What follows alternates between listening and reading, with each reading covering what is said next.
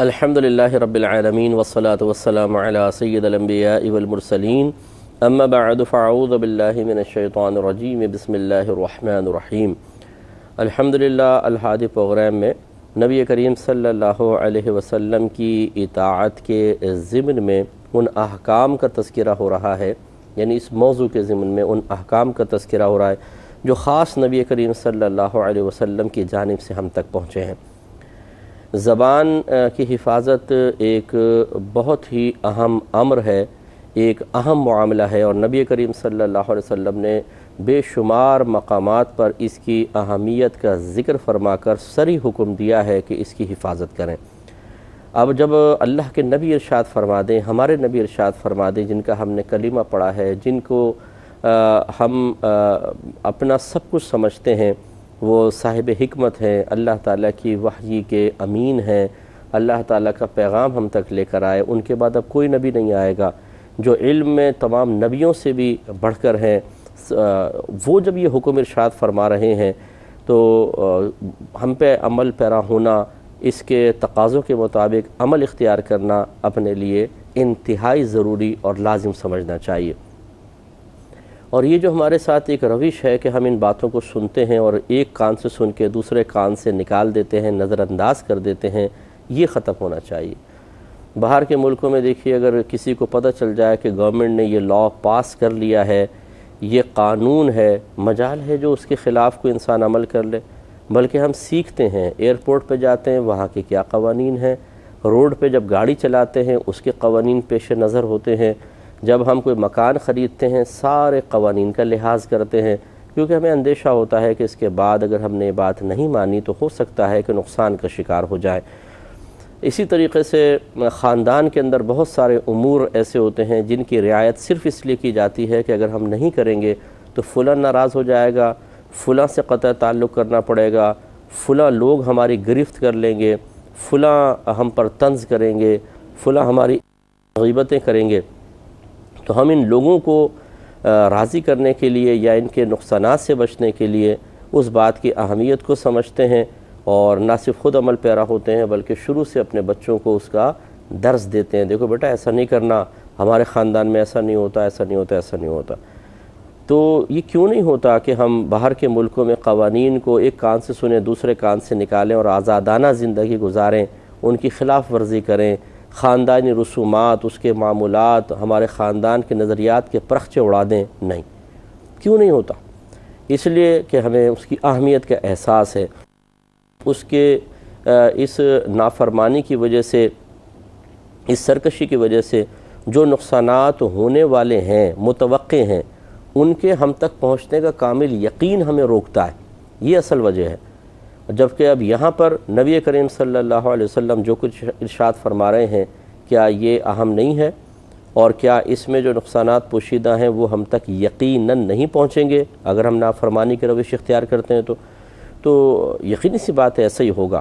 لیکن آپ فرق دیکھ لیں، عمل میں فرق دیکھ لیں، وہاں سوچ دیکھ لیں، یہاں سوچ دیکھیں، وہاں پر ہمارے عمل دیکھ لیں، احتیاط دیکھ لیں، یہاں عمل اور بے احتیاطی کا عالم دیکھ لیں۔ تو اس کا مطلب یہ ہوا کہ ابھی حقیقتاً ہمارا دل مذہب اسلام کو قبول نہیں کر سکا، صحیح طریقے سے ایمان کی چاشنی کو حاصل نہیں کر سکا۔ ابھی نبی کریم صلی اللہ علیہ وسلم کے عشق اور محبت کے جو تقاضے ہیں، ان تقاضوں کی کاملیت یا ان کے عروج تک ہم نہیں پہنچ سکے ہیں۔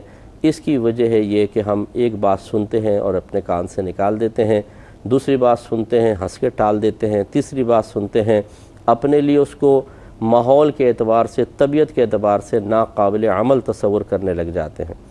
اور اب ایک عجیب روش چل گئی ہے وظائف کی، عمل نہیں کریں گے، علم نہیں سیکھیں گے، نبی کا کہنا نہیں مانیں گے، وظیفہ دے دو تاکہ شارٹ کٹ میں ہماری ساری مشکل حل ہو جائے۔ یہ شوہر سے میرے لڑائی جھگڑا رہتا ہے، بھئی لڑائی جھگڑا رہتا ہے، اپنی زبان آپ قابو میں رکھیں، نہیں زبان تو میں روک نہیں سکتی۔ اچھا تو یہ کام نہ کریں، شوہر منع کرتا ہے، اس سے میں باز نہیں آ سکتی، بھئی آپ یوں کر لیں، نہیں یہ میں نہیں کر سکتی، تو پھر چاہتی کیا ہے؟ کوئی ایسا وظیفہ دے دیں کہ میں اس کو پڑھوں تو شوہر میری بات ماننے لگ جائے۔ اب یہ ہمارے ہاں روش جو آ گئی ہے بڑی خطرناک ہے۔ اولاد کی تربیت نہ کریں، بچپن سے لے کر جوانی تک ان کو علم کی عین بھی نہ سکھائیں، اور جب وہ جوان ہو کے نافرمانی کی روش پر چل پڑیں، نافرمانی کریں، بدتمیزیاں کریں، تو اب کوئی وظیفہ ان کو ایسا دیں کہ یہ مطیع و فرما بردار ہو جائے۔ تو اس کا مطلب یہ ہوا کہ ہم نے قرآن کو سائیڈ میں رکھ دیا، حدیث کو اٹھا کے سائیڈ میں رکھ دیا، ان کا جو فیض ہے اس سے فیضیاب ہونے کے لیے تیار نہیں ہے، بس ہمیں شارٹ کٹ چاہیے، نہ مشقت برداشت کرنی پڑے، نہ عمل کی مشقت، نہ ریاضت ہو، نہ کوئی تکلیف ہو۔ یہ سارا تو ہم نے دنیا کے لیے رکھا ہوا ہے نا، کہ دنیا کے فائدے حاصل کرنے کے لیے ہم سوچیں گے بھی، فکر بھی کریں گے، گالیاں برداشت کریں گے، ذلت برداشت کریں گے، تکلیف برداشت کریں گے، قبول ہے، دین کے لیے نہیں۔ اس کے لیے بغیر محنت کے کوئی ایسا وظیفہ دیں کہ یہ مارے اور ایک دم سب کچھ بہترین ہو جائے۔ تو یہ جو روش ہے یہ ہمارے نبی کریم صلی اللہ علیہ وسلم کا طریقہ بہرحال نہیں ہے۔ تو اب یہ دیکھیں، حضرت عقبہ بن عامر رضی اللہ تعالی عنہ کی روایت میں ذکر کر رہا تھا، جس کو امام ترمذی رضی اللہ تعالی عنہ نے سنن ترمذی میں نقل فرمایا۔ انہوں نے کویسچن کیا کہ یا رسول اللہ صلی اللہ علیہ وسلم، نجات کس طرح ممکن ہے؟ آپ نے ارشاد فرمایا کہ اپنی زبان کو قابو میں رکھو، تمہارا گھر تمہیں اپنے اندر سما لے، اپنے اندر لے لے، یعنی تم بلا ضرورت باہر نہ نکلو، اپنے گھر کے اندر رہو، اور اپنی غلطیوں پر خوب رو، وَبْكِي عَلَى خَطِيئَتِكَ، اپنی خطا پر رو۔ یہ 3 کام کرو گے اللہ تعالیٰ تمہیں نجات عطا فرمائے گا۔ اب یاد رکھیں کہ یہ نہیں ہے کہ نبی کریم صلی اللہ علیہ وسلم جب کسی چیز کو ذکر فرماتے ہیں، مثلا یہ 3 چیزیں بیان فرمائی تو باقی کوئی اور چیز ہے ہی نہیں جو نجات والی ہے، ان 3 میں نجات منحصر ہو گئی، ایسا نہیں ہے۔ کوئی حصر پیدا کرنا مقصود نہیں ہوتا، یعنی اس بات کا بیان مقصود نہیں ہوتا کہ اب بس یہ 3 کام ہی کرو تو سب کچھ حاصل ہو جائے گا، یہ نہیں ہوتا، اور امور یقیناً اہم ہوتے ہیں۔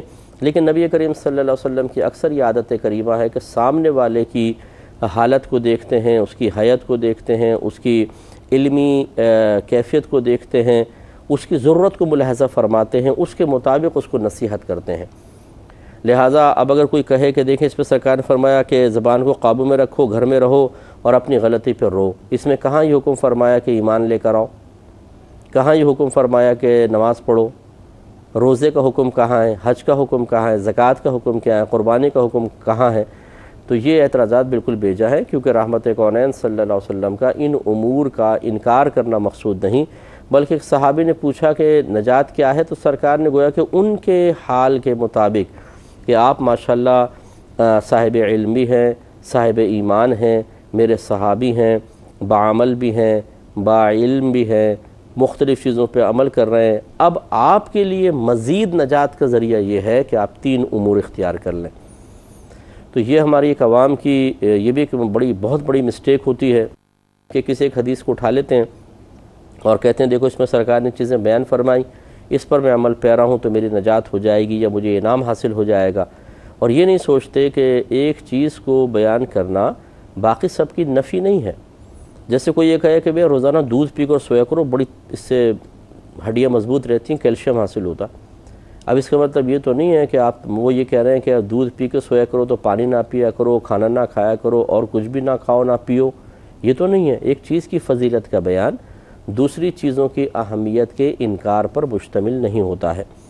لہٰذا اب ہمارے بہن بھائیوں کو سمجھنا چاہیے کہ ماشاءاللہ جو مسلمان ہیں، آپ مسلمان ہیں، علم دین تو آپ کو سیکھنا ہی ہوگا، جو چیزیں فرض ہیں، واجب ہیں، سنت موقدہ، ان پر عمل پیرا خاص طور پر ہوں، پھر وقت ملتا ہے مزید تو غیر موقدہ اور مستحبات پر بھی عمل پیرا ہوں۔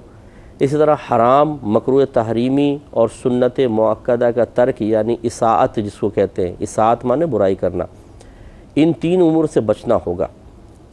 اس کے بعد پھر گویا کہ سرکار مزید یہ ارشاد فرما رہے ہیں کہ اب ایسا بھی کرو، اور وہ کیا ہے کہ پہلی بات اپنی زبان کو قابو میں رکھو۔ زبان کو قابو میں کرنے کا مطلب یہی ہے کہ اس زبان سے پہلی بات تو یہ کہ گناہ کوئی نہیں ہونا چاہیے، دوسری بات یہ ہے کہ فضول اس کو استعمال نہ کریں کہ جس میں نہ دین کا فائدہ ہو نہ دنیا کا فائدہ ہو، ان 2 سے تو آپ کو روکنا ہی ہے۔ تیسری چیز کی اجازت ہے کہ اچھی بات کہنا خاموش رہنے سے بہتر ہے، وہ آپ کہہ سکتے ہیں۔ تو اب پہلے اس چیز کا شعور بیدار کرنا کہ ہاں مجھے اپنی زبان کو قابو میں رکھ کر نجات حاصل کرنے کے لیے عملی کوشش کرنی ہے، یہ بہت ضروری ہے۔ دوسرا، اب کن کن چیزوں سے زبان کو قابو میں رکھنا ہے اور کہاں زبان کو روکنا میری آخرت کے لیے نقصان کا باعث ہو جائے گا۔ کیونکہ دیکھیں نا، نبی کریم صلی اللہ علیہ وسلم نے ارشاد فرمایا کہ تم میں سے اگر کوئی برائی کو ہوتے دیکھے تو اس کو ہاتھ سے بدل دے، اگر ہاتھ سے نہیں بدل سکتا تو زبان سے بدل دے، اور زبان سے بھی نہیں بدل سکتا تو دل میں اس کو برا جانے، اور یہ ایمان کا کمزور ترین درجہ ہے۔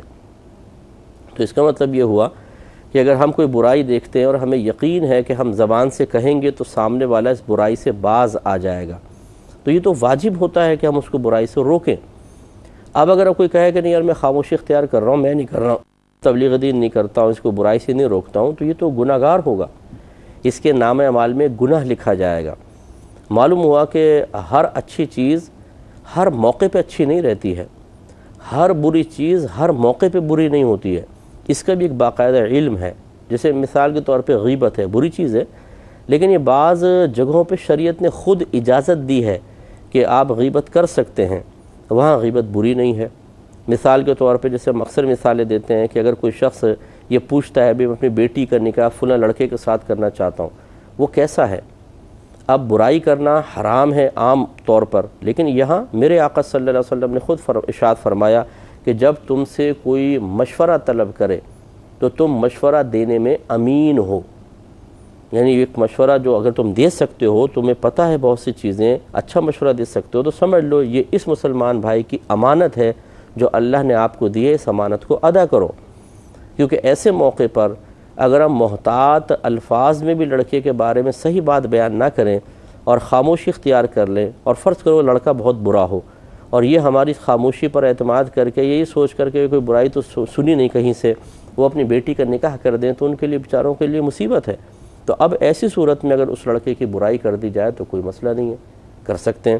اس سے معلوم ہوا کہ دیکھیں ہر چیز ہر موقع پہ بری ہو یہ بھی ضروری نہیں، ہر چیز ہر موقع پہ اچھی ہو یہ بھی کوئی ضروری نہیں۔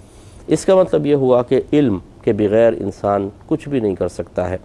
قدم قدم پر علم انتہائی ضروری ہے، جو اس کو رہنمائی فراہم کر کے یہ بتائے کہ اچھائی کیا ہے، برائی کیا ہے، کس مقام پہ اچھائی رہتی ہے، برائی نہیں بنتی، اور کس مقام پہ برائی رہتی ہے، اچھائی نہیں بنتی، یعنی برائی نہیں رہتی اچھائی ہو جاتی ہے۔ اور اسی طرح اس کا علم کہ ہر چیز ہر جگہ اچھی نہیں ہوتی، بھائی یہ برائی بھی ہو جاتی ہے، یہ علم حاصل کرنا ضروری ہے۔ تو یہی میں آپ کی خدمت میں عرض کر رہا ہوں کہ اپنی زبان کو قابو میں رکھنے کا مطلب یہ ہے کہ اچھی بات کہیں، بس یہ قابو میں رکھنا ہے۔ اس کے علاوہ بری باتیں جو حرام ہیں اور فضول گفتگو، اس سے حتی الامکان اپنے آپ کو روکیں۔ میرے آقا صلی اللہ علیہ وسلم فرماتے ہیں نجات حاصل ہوگی۔ دیکھیں جو خواتین زیادہ بولتی ہیں یہ اپنے راز خود اگل دیتی ہیں، یہ اپنی کمزوریاں خود بتا دیتی ہیں۔ لڑائی جھگڑا ہوگا تو بولیں گی تم دیکھتی جاؤ میں کیا کرنے والی ہوں، تمہیں یہ کر دوں گی، تمہیں یہ کر دوں گی، تمہیں یہ کر دوں گی۔ بعد اوقات جو کرنے والی ہوتی ہیں وہ ظاہر کر دیتی ہیں، اس سے سامنے والا ہوشیار ہو جاتا ہے اور یہ خود اپنا نقصان کر بیٹھتی ہیں۔ اور اسی طرح جب انسان گفتگو کرتا ہے تو اس کا ما فی الضمیر سامنے آ جاتا ہے، اس کے اندر کیا ہے، یہ کیا سوچتا ہے، یہ اس کے اندر کیا لاوا پک رہا ہے، اس میں دوستی ہے، دشمنی ہے، وفاداری ہے، غداری ہے، کیا اس کے اندر پوشیدہ ہے، سب ظاہر ہو جاتا ہے زبان سے۔ اور پھر سامنے والا اس کے مطابق ہمارے لیے طرز عمل اختیار کرتا ہے۔ اس کے برعکس جو خاموش رہتا ہے، خاموشی میں بڑی گہرائی ہے۔ آپ سمندر دیکھیں، جب سمندر بالکل خاموش ہوتا ہے، گہرے سمندر کی کبھی آپ نے کوئی ڈاکومنٹری دیکھی ہو، اس کے اندر کتنی گہرائی ہوتی ہے خاموش سمندر کے اندر۔ ایسا انسان کو ہونا چاہیے کہ بالکل سامنے والے کو اندازہ نہ ہو کہ آپ کیا کرنا چاہتے ہیں اور کیا نہیں۔ اور اسی طریقے سے آپ کے اپنے آپ کو اچھا رکھنے کے لیے ہمیں خاموشی اختیار کرنی چاہیے، کیونکہ اگر ہم بولتے ہیں تو پھر ہمارے اندر کی برائی، کبھی غیبت نکل جاتی ہے، چغلی نکل جاتی ہے، گالی نکل جاتی ہے، فضول چھچوری بات نکل جاتی ہے، بعض اوقات بڑے اونچے لیول کے شخص سے بڑی سطحی قسم کی بات نکل جاتی ہے، تو وہ مطلب اچھا نہیں رہتا، اس سے شخصیت کا وقار زائل ہوتا ہے اور گناہگار بھی ہو جاتا ہے انسان، سامنے والے کی دل آزاری بھی ہو جاتی ہے۔ کبھی ہم ایک جملہ بول دیتے ہیں، اور یہ خاص طور پہ زوجین اچھی طرح سمجھ سکیں گے کہ غصے میں آئے تھوڑا سا ایک جملہ بول دیا، ایک جملہ زبان سے نکلتا ہے اور پوری زندگی کے لیے دل پر ثبت ہو جاتا ہے، اور بعض اوقات پوری سابقہ زندگی کی اچھائیاں اور بھلائیاں سب ختم ہو جاتی ہیں۔ ایسا خراب کوئی جملہ زبان سے نکل جاتا ہے جس سے بیوی کی زبان سے نکلتا ہے، شوہر کی دل آزاری ہوتی ہے۔ مثال کے طور پہ بڑے پیار محبت سے رہ رہے تھے، شوہر بڑی خیال کرتا ہے، سب کچھ کرتا ہے، لیکن بیوی نے کہہ دیا میں تمہارے ساتھ شادی کر کے شروع سے پچھتاتی رہی ہوں، تو غصے میں کہہ دیا۔ اب وہ شوہر کے دل میں یہ بات، بعد میں چاہے وہ معافی مانگ لے، لیکن دل میں یہ بات بعض اوقات بیٹھ جاتی ہے۔ اس کا مطلب یہ ہے کہ اگر یہ شروع سے پچھتاتی رہی تھی تو جو میرے ساتھ یہ رویہ اختیار کرتی تھی، چائے بنا کے لا رہی ہے اور میں یا کوئی مطلب دعوے کر رہی ہے محبت کے، پیار کے، وفاداری کے، تو سب جھوٹ تھا۔ یہ ہے اس کی زبان سے جو اب نکلا ہے۔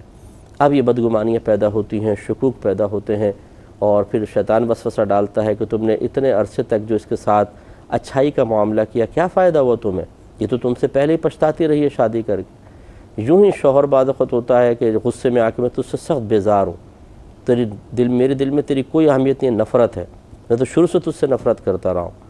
حالانکہ حقیقتاً بعض اوقات ایسا نہیں ہوتا، لیکن جب زبان سے نکل گیا، اب لاکھ شوہر کہنی ہوں تو غصے میں کہہ دیا تو ایسا نہیں، وہ بس وہ دل میں بیٹھ جاتی ہیں باتیں۔ اس لیے بہت ضروری ہے کہ اس چھٹانک بھر کی زبان کو قابو میں رکھ کر استعمال کیا جائے، ورنہ ازدواجی زندگیاں تباہ ہو جاتی ہیں، پارٹنرز میں رخنا پیدا ہو جاتا ہے، دوستیاں ٹوٹ جاتی ہیں، رشتہ داریاں ختم ہو جاتی ہیں، اعتماد کی فضا ختم ہو جاتی ہے، اور بہت ساری معاشرے میں برائیاں صرف اس ننھی سی زبان کو بے قابو کرنے کی بنا پر، قابو میں نہ رکھنے کی بنا پر آپ کو نظر آ رہی ہیں۔ دوسرا سرکار نے فرمایا کہ تمہارا گھر تمہیں اپنے اندر سمو لے، یعنی اپنے فارغ اوقات میں غیر ضروری طور پہ باہر نہ نکلو، اپنے گھر کے اندر رہو۔ اب یقینی سی بات ہے یہ اس گھر کی بات ہو رہی ہے جس گھر کے اندر عافیت ہو۔ باہر آپ نکلتے ہیں، گناہ ہو رہے ہیں، گھر میں آئے کہ اچھا ماحول بنا ہوا ہے، تو پھر تو گھر ایک جنت ہے کہ دنیا ایک خراب چیز ہے۔ آدمی جب گھر کے اندر داخل ہو جاتا ہے، بدنگاہی سے محفوظ ہو گئے، جی برائیوں سے، گناہوں سے محفوظ ہو گئے۔ لیکن اب بعض اوقات ہمارے گھروں میں اور باہر کوئی فرق نہیں ہے، سب ایک جیسا ہے۔ اس پر میں ابھی کلام کروں گا، لیکن نیکسٹ پروگرام میں وآخر دعوانا ان الحمدللہ رب العالمین۔